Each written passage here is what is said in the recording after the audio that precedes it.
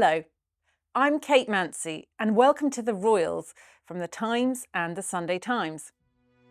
As the BBC is again apologising for a serious editorial error of judgment, it's almost exactly 30 years since the broadcast of the Panorama interview with Diana, Princess of Wales. It was an interview that would become one of the most watched and controversial broadcasts in television history. It's also one the BBC would offer its unreserved apologies for. In November 1995, Diana sat down with Martin Bashir on the BBC's Panorama programme, and the interview was extraordinary, emotional and unprecedented. Diana spoke of her breakdown of her marriage, her struggles with bulimia and self-harm. She questioned whether Prince Charles was suited to be king and claimed his staff were waging a campaign against her. The fallout was immense. Almost immediately, allegations surfaced that the reporter, Martin Bashir, had used forged bank statements to gain access to the princess. For years, Bashir and the BBC maintained that these were mock-ups and were not shown to anyone involved.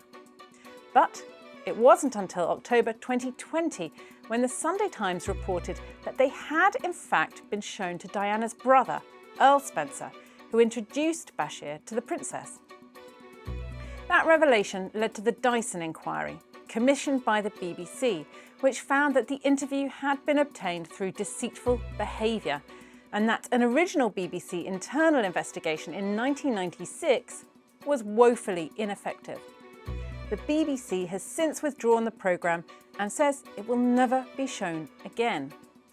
The inquiry also maintained that Diana would have agreed to do an interview anyway. But was that true? And should more have been done to see what influence Martin Bashir had on the princess ahead of the interview? There were 47 days between the first meeting between Princess Diana and Martin Bashir and the recording at Kensington Palace. What exactly happened in that time? There are other questions too, not just about the actions of one journalist, but about how one of Britain's most trusted institutions handled the fallout, and whether it ever fully confronted the truth. And that's where this week's guest comes in. Andy Webb is a journalist, filmmaker, and freedom of information campaigner. His years-long investigation into the Panorama interview and the BBC's response to it has culminated in a new book. It's called Dianarama. Among the most significant material he examines are the notes made by Earl Spencer during that first meeting with Bashir and the princess. According to these notes, Bashir made a series of astonishing allegations, which Spencer said he found absurd, but Webb argues fascinated Diana. Bashir later told the Dyson Inquiry that Spencer's notes were false and could have been written later. Lord Dyson said that he entirely accepted the truthfulness and accuracy of Earl Spencer's account. And then there's what we know Diana believed herself. Just days before the Panorama interview, she met with her solicitor, Lord Mishcon, and asked him to record a memo. Princess Diana's private secretary, Patrick Jeffson, who Webb interviewed for the book, was also present. In the memo, Diana said she had been told by what she called reliable sources that the Queen was going to abdicate within 6 months, and that Prince Charles planned to marry Tiggy-Leg Book, the nanny of William and Harry.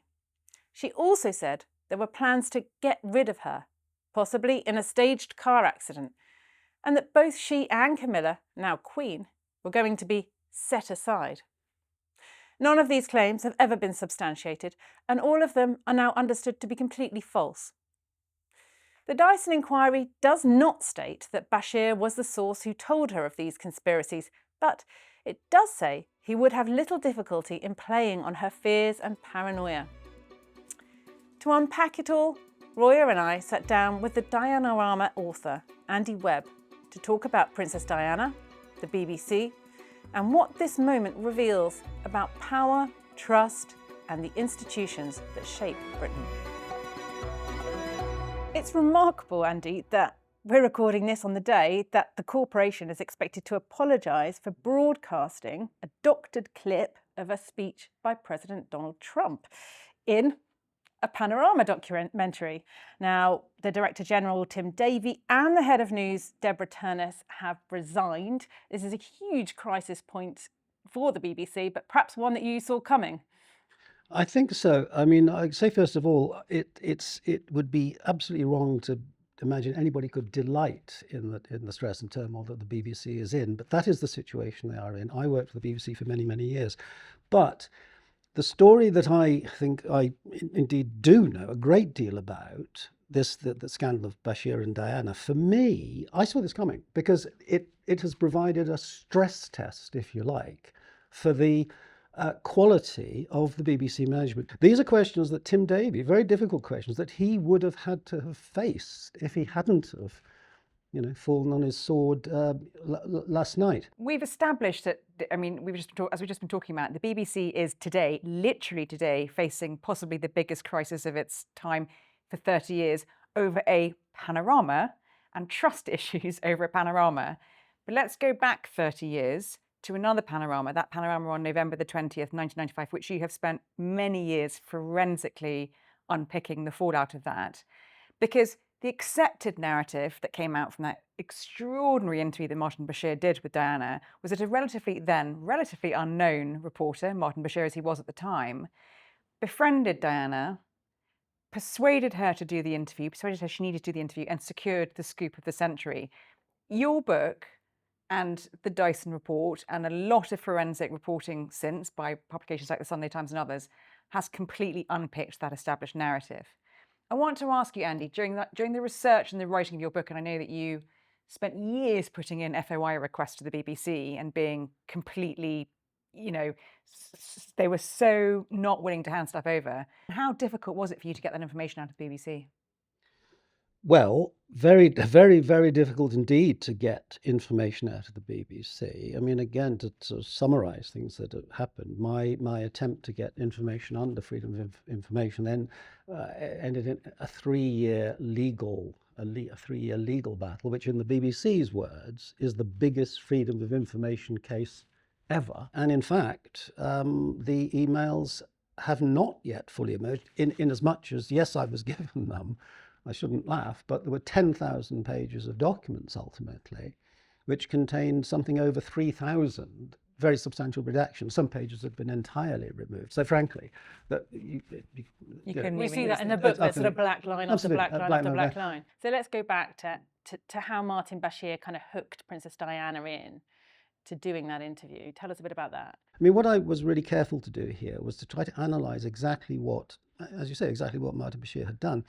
And I really do have a big problem with the report, the Dyson report here, because essentially when you look at that, what Lord Dyson does very, very efficiently, but he takes us up to the moment where Diana meets Bashir. He takes us up to actually September the 19th, 1995, which was the first time that Martin Bashir and Diana sat in the same room. But it didn't even cover the crucial point. It didn't at all. No, Dyson tells us how Bashir met Diana. What he doesn't tell us is how the weeks after they were crucial. How Bashir persuaded Diana to go. Pick us up there and take us through that. Hold our hand and take us through that journey. Well, okay, and I think it's important to understand that the actual interview itself, the famous, infamous now interview of November the 20th, is actually not to be. It shouldn't be regarded as an interview. It's really a performance. It's a double act. So Diana wasn't doing what we would like to think she was doing and sitting answering a series of questions that were coming her way. She was presenting a particular point of view and indicating, her position at that time. So what did she really think, you say to yourself? Well, we know that from a meeting that actually took place 7 days before the Panorama interview was recorded. Now, there was an extraordinary meeting, and I've spoken at length with somebody who was at that meeting, Patrick Jefferson, who was Diana's private secretary. And he's described to me this way, that what Diana was doing during the course of that meeting, she was, in his words, making her last will and testament. He said, putting down exactly what she wanted people to remember. Absolutely. The world as she believed it to be at that point. And indeed, he said to me, so that if she washed up dead in the Thames one morning, people would know. That's what she thought. That's what she thought. And what she did think, or at least what she got her lawyer, Lord Mish, kind of very senior, to record at that meeting, were the most extraordinary things. She had been told that the Queen, then Queen Elizabeth, the former Queen, of course, would abdicate in 6 months' time, which would be April of 1990. So the Queen's going to abdicate. Okay, got that. Prince Charles, as he was then, was set on having not just Diana murdered, but Camilla Parker Bowles murdered as well. He fed her this line about having an affair with the nanny. Absolutely. So the allegation was that Tiggy was involved in an affair with Prince Charles, that she'd had an abortion, and so on and so forth. Of course, absolutely all entirely false. Just as it's completely false that the Queen had plans to abdicate in next April. Yeah. Quite extraordinary stuff. And you say, this is quite unbelievable. Did Diana really believe this? Was she? The word that's often used is sort of paranoid, and I think that's really, really unkind, because I say to myself, what had happened here? And what he seemed to do with this was to very successfully start to alienate her from the people she trusted the most. Yes, that's absolutely who had critical. her best interests at heart. The likes of Patrick Jefferson, her security team, her private office. Earl Spencer's own head of security, he implicated was taking money to. So it was a quite calculated attempt to make Diana feel even more vulnerable than she did at that time. Absolutely. To feel isolated, to feel terrified, frightened. And towards the end of the interview, in the last sort of 5 or 8 minutes, something like that, if you remember, Diana is really, really specific. She's asked by Martin Bashir, do you think Prince Charles should become king? And she effectively says, no, I don't. I don't think he's cut out for it. She's then asked, do you think William should take the throne instead? And she says yes. So what you've got... An extraordinary thing for the then Princess of Wales, potentially future Queen, to say about the next king. Of course, she also is asked, do you think you'll become Queen? She said, no, I don't think I will. So if you like, she's preemptively abdicated on television. But you say to yourself, so what Diana has done during the course of this interview, broadly speaking, is say to Buckingham Palace, look, I'm not going anywhere. You can't push me around. I'm a toughie here. But importantly, she doesn't think Charles should, succeed. She does think William should succeed. But it's a very, very attractive one for Diana, because the Prince Charles... The idea that the Queen could abdicate and that her son could be on the Well, throne. in a situation where the Queen abdicates and Prince Charles takes her advice that you're not cut out to be king, he goes off to Highgrove and does his organic gardening or whatever he does. Diana kind of rises up. Of course she does, because William then, even though he's only 13, he takes the throne. Maybe there's some sort of regent. There's even in the testimony at some point a suggestion that Prince Andrew would have been regent for a few years, but we'd probably step aside from that. But there's one problem, isn't there, with this, is that if she believed Martin Bashir's lies, she wouldn't be saying there's 3 of us in this marriage about Camilla. She would be talking about Tiggy, Legg Burke, instead. Well, no, good point. I mean, don't forget, she doesn't say, interestingly, there are 3 of us in this marriage. She doesn't name she the says third there person. were, and she doesn't name the third person at all. It is in the past tense anyway. But at this point, we know quite definitely that Diana was not, she'd written a note, which is referred to in the book, I think, just a matter of 2 or 3 weeks before the interview was recorded. And she actually says, these are Diana's words, Camilla is just a decoy. Just a decoy. And that is what she thought. I mean, it does sound so extraordinary, all of this. I mean, what you've just referred to in terms of her potentially sort of looking ahead and thinking, the Queen abdicates, I'm encouraging Prince Charles not to become king, my son becomes king, I sort of then am in a stronger position. At the time, Princess Diana's future, in terms of what her public role was going to be, was hugely in doubt, wasn't it? She was separated from Charles. They weren't yet divorced, but it was clear that marriage was over. What her future direction of travel was going to be was very uncertain, I think, both to herself and to the palace. So it was almost a way of her kind of setting out one potential path forwards. Yes, absolutely. And for her, and indeed a very hugely more attractive future scenario than the one that she had been brought to believe was the other likely one, which is what Charles marries Tiggy and Harry and William become her stepkids. I mean, just horrible, horrible stuff. And it is so bizarre. There was lots going on at the moment at that time, though, as well, wasn't there? I mean, Charles had given this interview to Dimbleby, and this was almost her shot across the bows, her response to it, feeling quite powerless. Martin Bashir gave her a chance to have her say. Now, we know that she provided tapes to her biographer, Andrew Morton.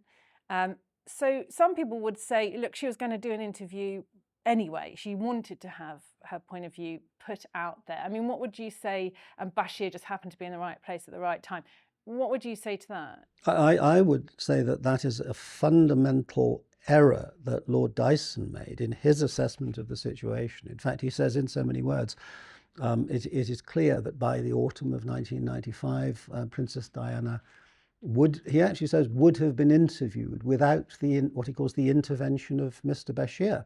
So Lord Dyson approaches his whole inquiry on the basis that Diana was bursting to have her say on TV, and Martin Bashir was just lucky enough to be in the right place at the right time. And yet she had gone for so many years amid scandal and rumours swirling around her marriage, the separation from Charles, and she hadn't given an interview. Quite, and the evidence at the very time in the autumn of 1995 was that actually Diana was strongly resisting approaches.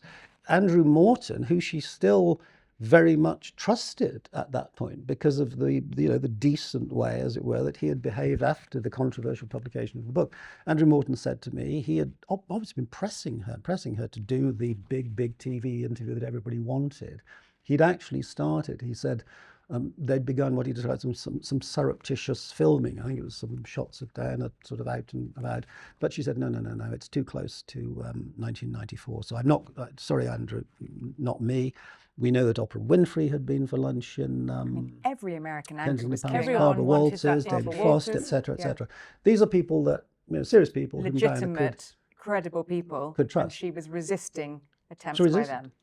The BBC seemed like the safe choice, presumably, as well, because, like I say, it was this trusted British institution. Well, it did, but I think you can't really understand it without the very, very specific, terrifying, scary things that Martin Bashir had told her. That's why she gave the interview to Martin Bashir. Now, just before she did the interview, because Charles Spencer had been sort of involved with this, he had had some of those forgeries presented to him.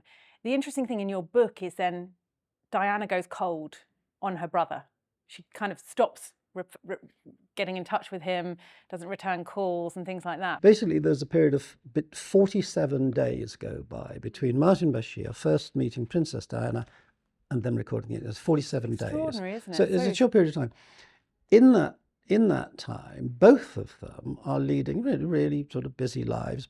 Charles Spencer at that point is, I'm not sure whether he'd actually gone or was just flitting back and forth, but he's preparing to move to South Africa. He's involved in a court case at the time versus the Daily Express. So life is very, very busy for both of them. It wasn't that Charles Spencer sort of cut her out and separated himself from her. Mm-hmm. It's just that they're living really quite separate and busy lives. He had also made during that meeting with Diana and Charles Spencer and Bashir, where he'd come out with all these extraordinary claims of things that the palace and Charles were planning to do. Charles Spencer himself, a journalist at the time, had made copious notes during that and thought a lot of it was absolutely wild and untrue. And he made his scepticism known to Diana, didn't he? And she didn't really want to hear it. Well, I think the way it was left was at the end of the meeting. Charles Spencer told me Bashir left first, and he then took Diana on one side and said, "Oh, I'm so sorry. I've completely wasted your time." His word to me was, he said, "That guy's full of crap." And Diana said, "Don't worry." And I sum it up in the book. It's like two people two friends, they watch the same movie. One of them thinks that, Timothy Chalamet was great. And the other one thinks, oh dear, he really blew it, And that was what had happened in the course of that meeting. Charles Spencer said when Diana left, he was fully of the view that she had taken away the same impression of Bashir as he had. But Bashir, being so, I've got to say, utterly brilliant at what he does, Bashir then followed up with Diana, and very, very quickly she was on the hook. It was filmed on a kind of Sunday night, purposefully at Kensington Palace, when the kind of weekday staff wouldn't be around. They snuck in as shrouded in secrecy. hi-fi technicians, didn't they? Yeah, that's right. Yeah, sort of guys to in fact, they were demonstrating the latest new hi-fi in massive, massive cardboard boxes, which in fact contained the BBC's cameras and so on and so forth. And there's a description. I think I spoke to the cameraman who filmed it, Tony Poole, and he talked me through exactly what went on that night. As if you remember, it was shot on November the 5th, so there were rockets and bangs and crashes going on outside, and they had to pull Bonfire the curtains nights, where we would have closed and- fireworks. And, Absolutely, I mean, talk about bonfire, bombshells. I mean, what Diana said in that interview, which was watched by almost 30 million people, it is, you mentioned earlier that that was what she wanted to be her sort of, last will and testament, is what Patrick Jefferson said, I think. It is the interview, and they are the sound bites that so many people remember Diana by. The fallout from that was instant and catastrophic, wasn't it? Almost immediately afterwards, the Queen wrote to Diana saying, and to Charles, you two need to divorce, and it needs to happen soon, because they'd been separated for a while. A year later, they're divorced. A year later, she's dead. She loses her HRH, she loses her protection, she ends up dead in a car crash in Paris without any protection around her. There are a lot of people who have drawn a straight line from that interview to her death. Talk us through that. Yeah, but there are people that I've spoken to about that. I think Charles Spencer gave a very careful analysis of what he thought about it. He pointed to the fact that Princess Diana had very, very soon after the Panorama interview parted company with Patrick Jefferson. Patrick didn't want to go, but he had to go. He didn't know about the interview, did he? Well, he didn't know about it before, but once it had gone out, Well, yeah. that was it, finished. And Charles Spencer says that was absolutely critical because He had been with her for so long. he'd been with her for 8 years. Also, one of the Exactly. recipients who received a compensation from the BBC as a result of the He fallout. did latterly, yes. But so Patrick Jefferson, which he gave to one of Diana's hospices. We that's should right. say. The last project that they'd worked on he together. gave that money to Patrick, charity. £110,000. Patrick immediately gave it to a children's hospice, which the Princess of Wales, as is now, Yes, Catherine. indeed. Is patron. She Anyway. lost Patrick Jefferson. Lost Patrick Jefferson. I mean, we know her chauffeur, Steve Davis, are also gone. So she is pushing aside these trusted counsellors. Charles Spencer said that Patrick Jefferson was so important because his word was Diana could be emotional, mercurial, etc. Well, who wouldn't? Who wouldn't be? But Patrick was absolutely critical. He was no longer on the scene. As you said, it's literally exactly 1 month after the interview, December the 20th, the message arrives by courier from Windsor saying to Diana, now you get divorced. From the Queen, you're going to get divorced. Triggered this domino effect. Triggers the domino effect. And Diana's life, she's only got 18 months left at this point. Those 18 months are a bit of a whirlwind. What divorce is ever easy? A royal divorce, etc. That comes through in the summer of 1996. Things go on. She finds herself in this relationship latterly with Dodi Fayed, and then critically in the embrace of Mohammed Al Fayed's ramshackle operation with drunken drivers and one thing and another.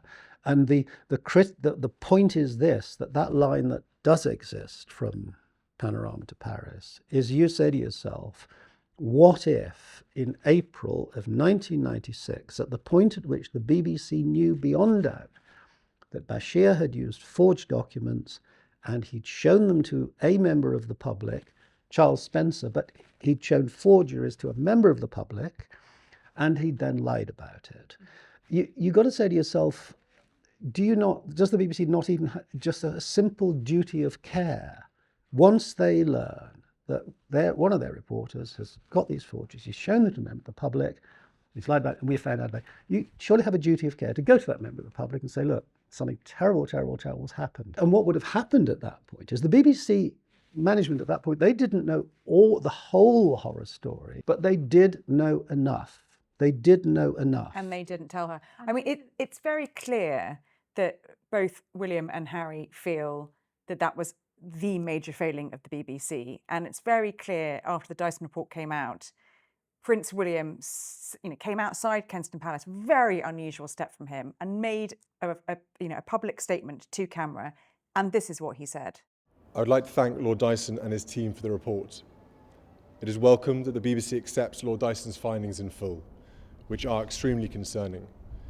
That BBC employees lied and used fake documents to obtain the interview with my mother, made lurid and false claims about the royal family, which played on her fears and fueled paranoia, displayed woeful incompetence when investigating complaints and concerns about the programme, and were evasive in their reporting to the media and covered up what they knew from their internal investigation.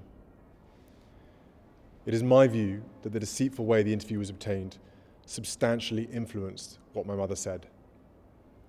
The interview was a major contribution to making my parents' relationship worse and has since hurt countless others. It brings indescribable sadness to know that the BBC's failures contributed significantly to her fear, paranoia, and isolation that I remember from those final years with her. But what saddens me most is that if the BBC had properly investigated the complaints and concerns first raised in 1995, my mother would have known that she had been deceived. She was failed not just by a rogue reporter, but by leaders at the BBC who looked the other way rather than asking the tough questions. It is my firm view that this Panorama programme holds no legitimacy and should never be aired again. It effectively established a false narrative which for over a quarter of a century has been commercialised by the BBC and others. This settled narrative now needs to be addressed by the BBC and anyone else who has written or intends to write about these events. In an era of fake news, public service broadcasting and a free press have never been more important. These failings, identified by investigative journalists, not only let my mother down and my family down, they let the public down too. Prince Harry also gave a written statement where he drew that very clear line from Panorama to Paris, and I'll read just a couple of things he said. He said this: "The ripple effect of a culture of exploitation and unethical practices ultimately took her life. To those who have taken some form of accountability, thank you for owning it. That is the first step towards justice and truth. Yet what deeply concerns me is that practices like these, and even worse, are still widespread today. Then and now, it's bigger than one outlet, one network, or one publication. Our mother lost her life because of this, and nothing has changed." It's interesting, William's statement there, that he said what saddens me the most was not even the original sin, if you like, from Bashir, but the cover-up, that institutional cover-up, which, as you said right at the start, it was still going on. You know, the baton was being passed from Director General to Tim Davie, who we've just seen resign. Yeah, absolutely. I mean, that to me is, I don't think I didn't, and maybe other journalists didn't really pay sufficient attention to what Prince William was telling us on that day when he came out in front of Kensington Palace, because he's very, very clear to say that his mother was failed not just by what he calls a rogue reporter, but by leaders at the BBC who had looked the other way. I mean, it's a scandal that rocked the monarchy. It continues to rock the institution of the BBC. So there's two institutions whose sort of foundations were hugely shaken by the fallout from this Panorama interview. How would you assess, and I know that Kate and I will have our views, how would you assess it has subsequently changed the royal family's relationship with the media, the mainstream media, and institutions like the BBC?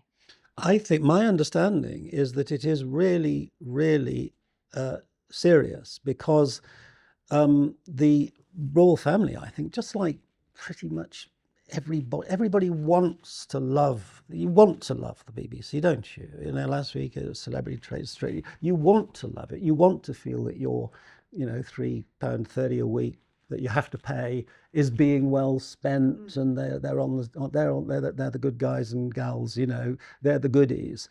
But we're sort of learning that in very important respects they're not. And when, particularly, this is why it's so significant, I think, particularly somebody Prince William, who one day, who knows how soon, will be the person who is officially allowing the BBC to operate. The Royal Charter, we know that, we're not back in the Middle Ages, but nonetheless, it is a Royal Charter issued under his name. It will be under his name. And if you say to yourself, but hang on, do I trust you? Do I trust you when push comes to shove? And that is just extraordinary, and that's quite apart from, I think that the BBC has just lacked a common decency, that you don't have to be a prince to be worried, really troubled about what was done to your mum. But William's now 43, right? So he's 7 years older than Diana was when she died.